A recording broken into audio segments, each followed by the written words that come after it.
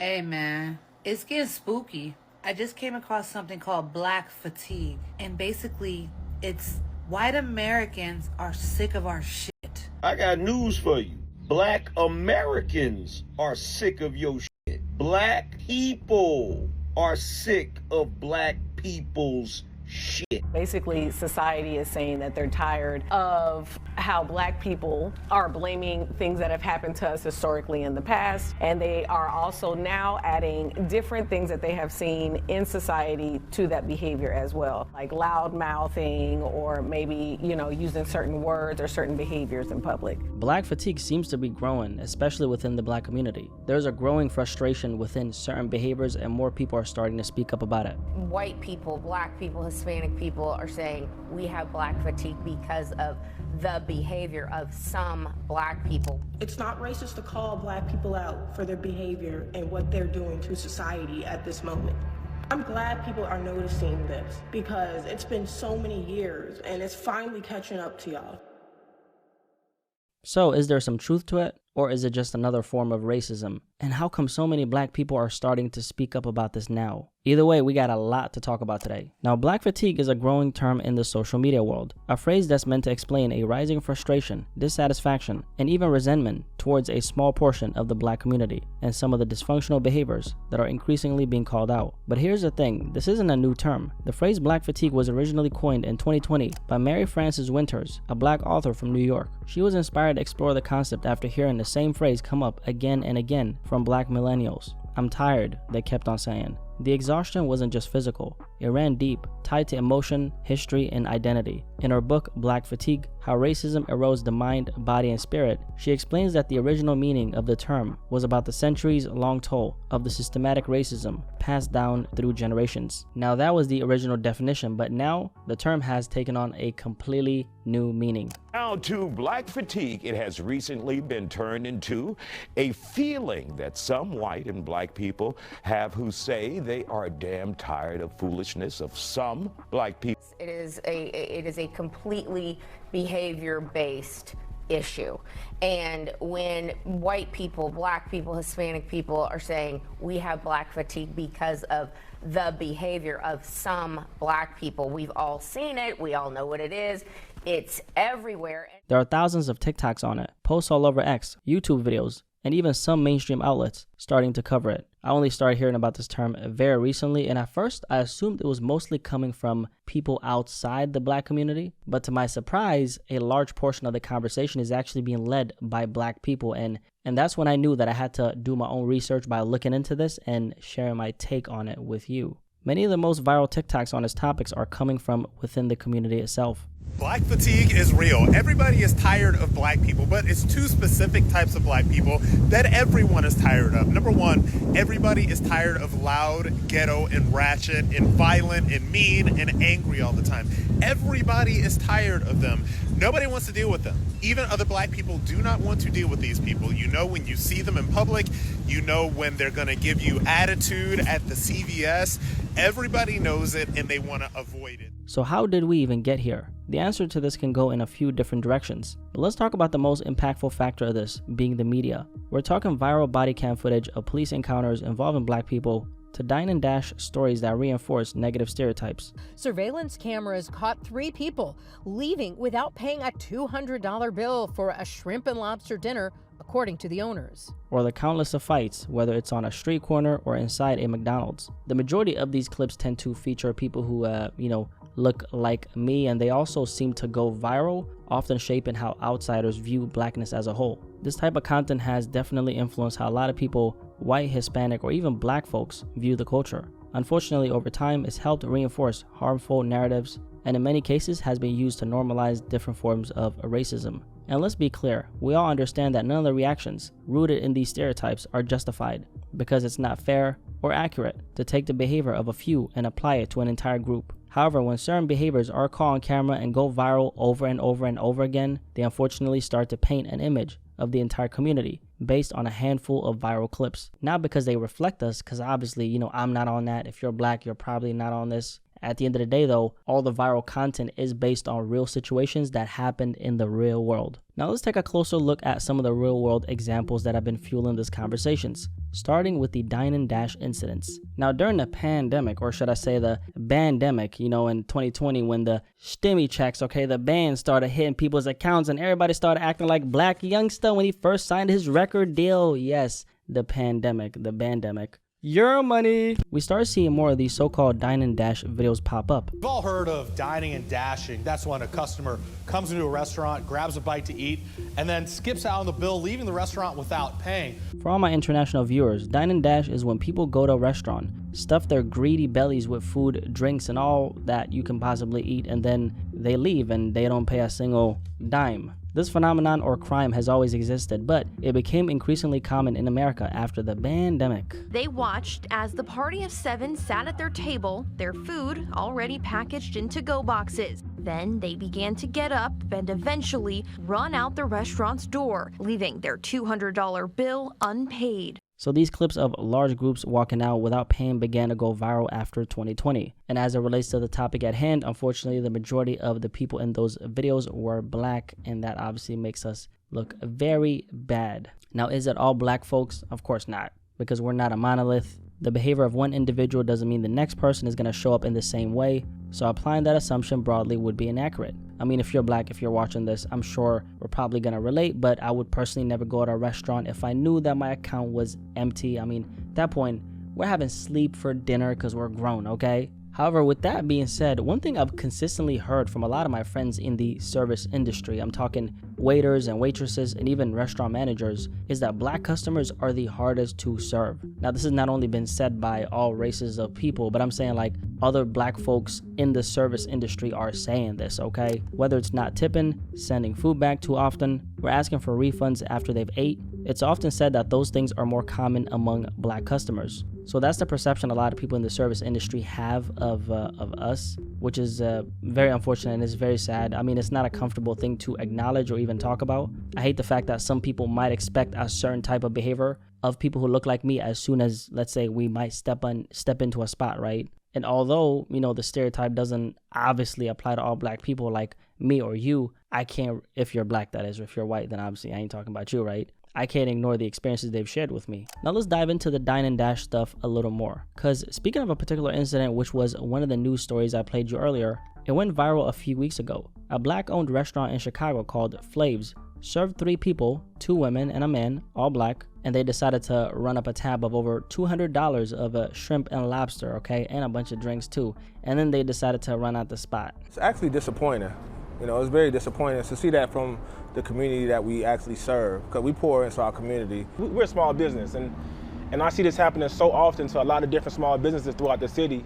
Now, I'm not saying that doing this to other groups of people, regardless of race, is okay, but it's extremely sad that this was Black folks doing this to other Black folks. The young woman, the waitress who served the table, was a Black woman who had kids at home, mind you. Her not getting a percentage of a tip literally means she's not going to be able to survive in this economy. Because in America, tipping isn't optional, it's survival. A lot of servers don't even make minimum wage. Their income depends on those tips. So when you dine and dash, you're not just finessing the system, you're hurting working class people, many of whom are Black themselves, just trying to, make it through this world and this economy like the rest of us. By the way, really quickly, if you're enjoying this conversation, drop a like for the algorithm and subscribe if you want to hear from me and you want to see my ugly ass face, okay? They apologized. They sent someone up here to pay the bill, but I declined to accept it. At that point, it was just like, we're gonna pursue this the right way. And apparently they sent somebody to pay the tab on their behalf after they got exposed on social media. So you telling me that y'all didn't even have the decency to go in like grown folks and say,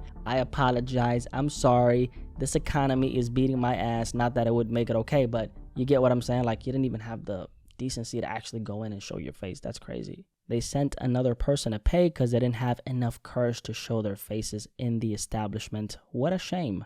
Now, another story that went viral, again, featuring Black folks. Absolutely hate the fact that we're getting this type of PR, but it is what it is, right? This story involved 3 Black women, once again, in Chicago. Can somebody tell me what's in the water in Chicago with all these incidents happening? The audacity of this particular story is next level because these 3 women didn't only dine and dash after a $262 bill. They were also caught in 4K, strike number 1. The 3 women from Rochester, New York visited Soul Vibes in the Near North neighborhood to celebrate a birthday and left behind a surprise, an unpaid tab of over $200. And they also made a reservation with their names, phone numbers, and personal info, strike number 2. They were spotted on surveillance, leaving one by one within 30 seconds of the server stepping away. They also forgot that they signed up on the wait list before being seated, including their name and phone number. And strike number 3 is that they actually went on social media and they thanked a black-owned business for the free food that they stole, right? And that's how they ended up getting caught. And to add insult to injury, they posted this onto social media, thanking the restaurant for the free food while laughing at waitstaff like Chloe Jackson. You hear a lot of us screaming support black businesses, and this is how we treat each other. It's so sad, and it's also really hard to ignore that these types of crimes are becoming more and more common in general. And the fact that it's a lot of melanated folks doing this to other people who look like them, I mean, it's a shame. What do you want me to say? I'm not celebrating that I have to make this video. Like, it's actually an uncomfortable video to make because I'm not happy to see black businesses suffering because other people who look like them are literally stealing money from them. Like, I absolutely hate that I have to talk about this, and it breaks my heart. By the way, if you've been rocking with your boy for a while and want to support, just want to let you guys know that I dropped my first piece of merchandise recently. It's from my brand Blacky Apparel. As you can see, I'm actually rocking the t-shirt right now. If y'all want to support, the link is in the description below. But anyway, just want to let you know,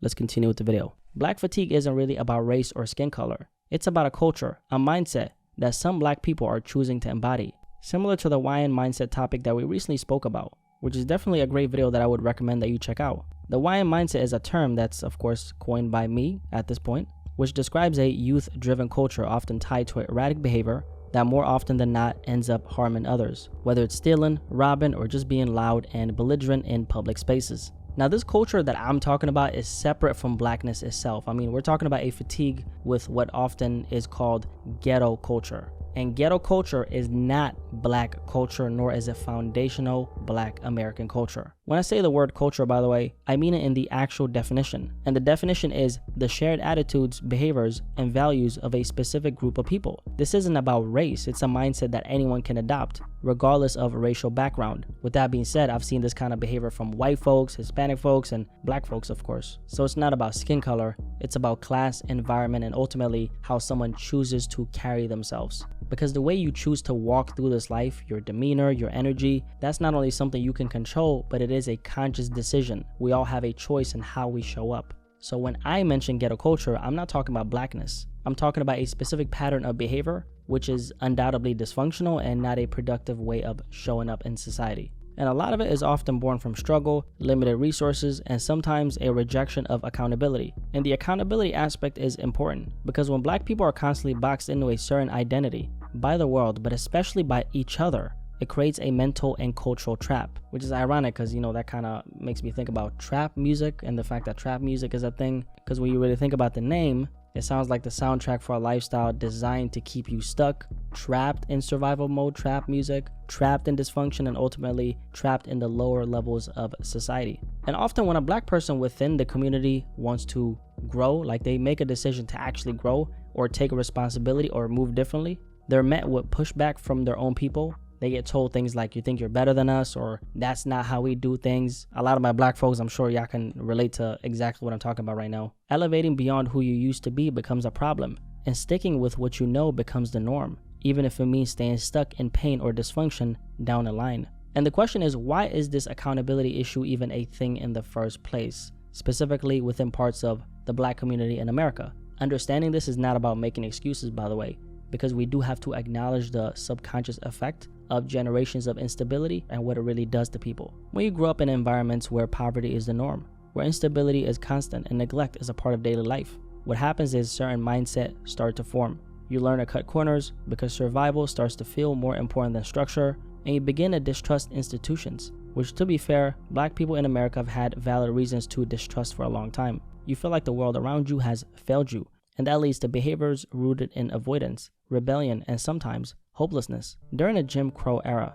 black people were stripped of opportunity, education, protection, and dignity. Entire communities were locked out of wealth, building, and basic rights, and that creates a ripple effect. When generation after generation is forced to adapt just to survive, it plants the seed for behaviors rooted in survival over structure. So right now we're talking about the psychological and subconscious effect of what's happened in history. But even with all that context, okay, with all that being said, I want to make something very clear. At the end of the day, how you show up in public spaces, whether you dine and dash or not, isn't about slavery or Jim Crow. It's about personal accountability. Whether you're white, black, Latino, Asian, purple, green, I don't care, blue. The truth is, people from all backgrounds are tired of ghetto culture. And like we touched on earlier, ghetto culture and black culture are not the same thing. They've been falsely lumped together, especially by the entertainment industry, in order to sell an image, but they're not synonymous, and they are not the same thing. What's really happening is this. The bad behavior of a small group within a larger group is being tied to race,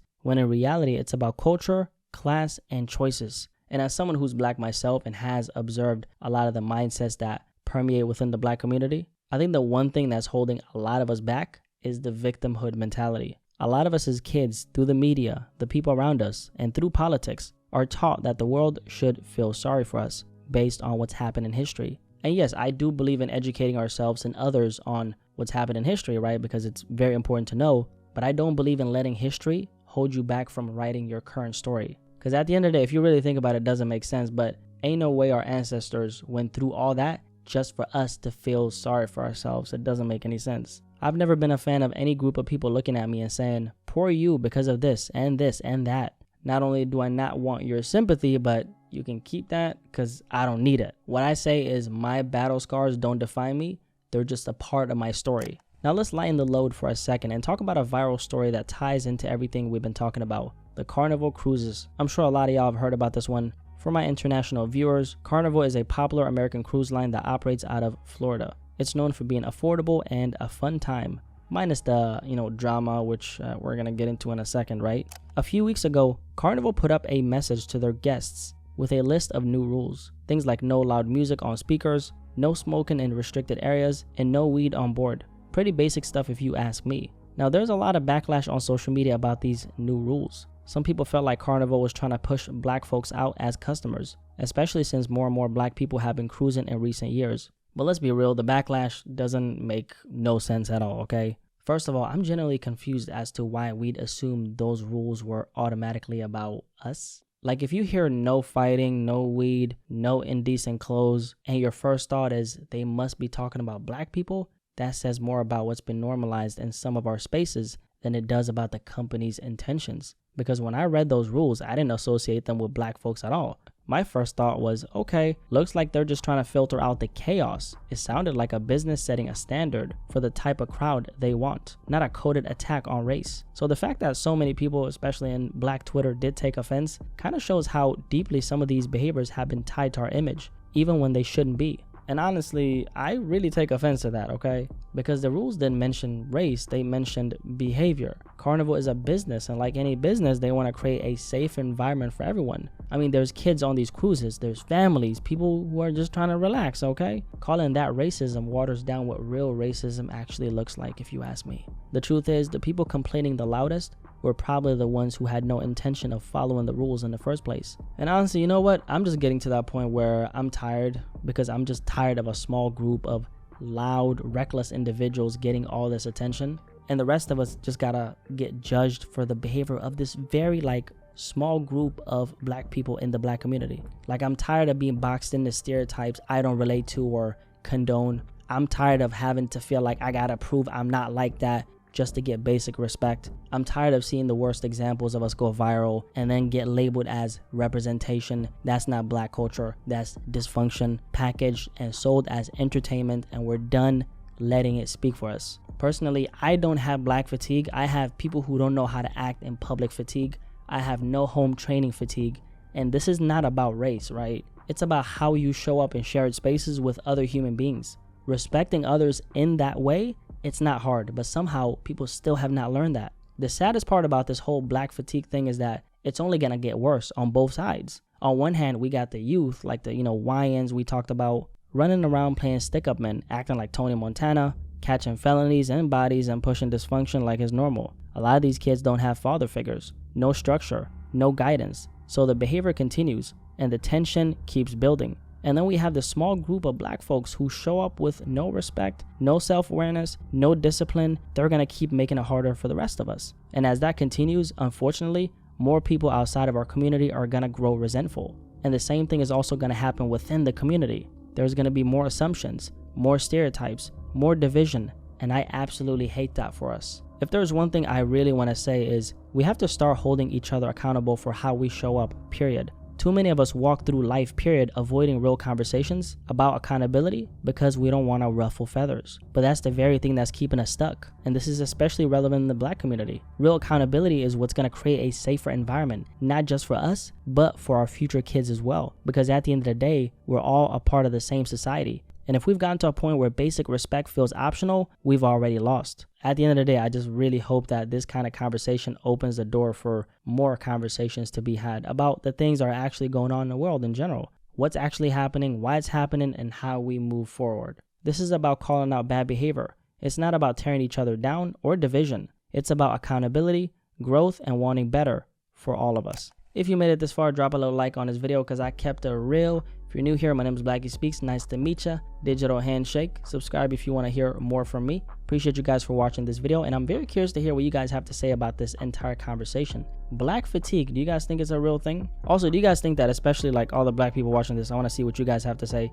Do y'all actually think that ghetto culture is connected to blackness? Because personally, I don't think it is. Personally, I think it's falsely been lumped together. And I think ghetto culture is more about the behavior and not about the race. Like, it's not about the skin color, because this skin color is beautiful, okay? But y'all let me know in the comment section below, okay? I'll catch you guys there. But most importantly of all, I'll catch you guys in the next video, man. I'm out. Peace.